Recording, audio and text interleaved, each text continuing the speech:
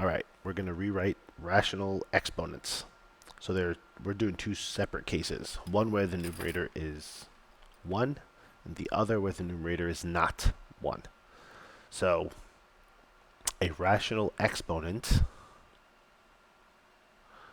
essentially translates into a radical expression. So we just need to know how to do that. If you have a radical, there's an index, there's a base, there's an exponent.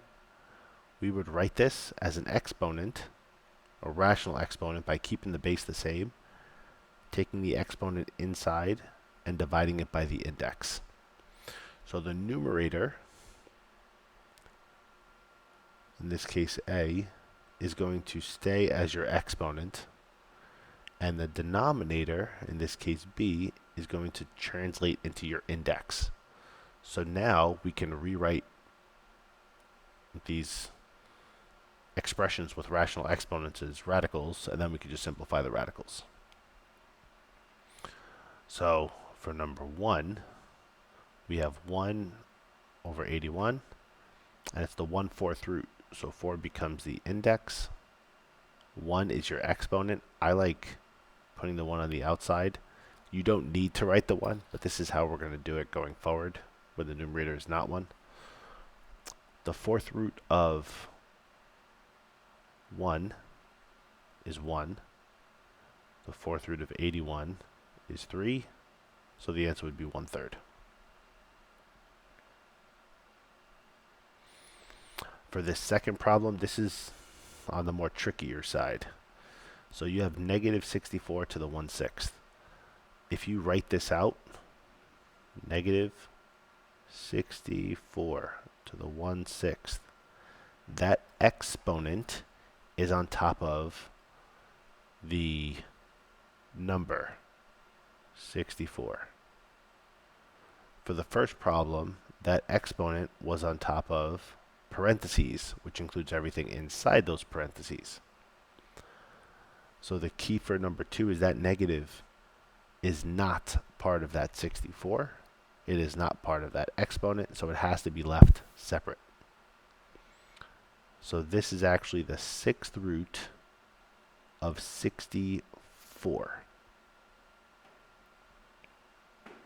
And there's a negative on the outside, almost like a -1 times that.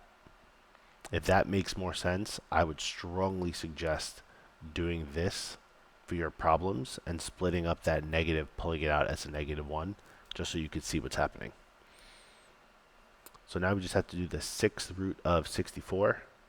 That happens to be a perfect square. That's 2. And we have that negative on the outside. So the answer is -2. The concept just repeats. We're going to do 2 more problems where the numerator is not 1.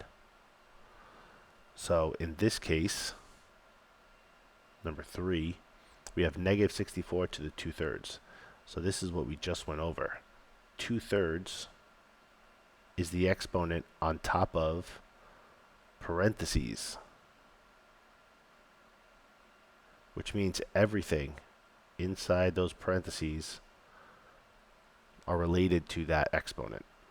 So that negative 64, the entire expression, goes inside the radical. Like I showed you before, I would use parentheses and put the 2 on the outside. So this is just straight up order of operations. The cube root of negative 64, that is a perfect root.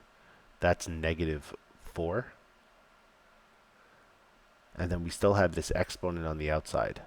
So it's -4 squared. -4 times -4 is 16. So that would be the answer.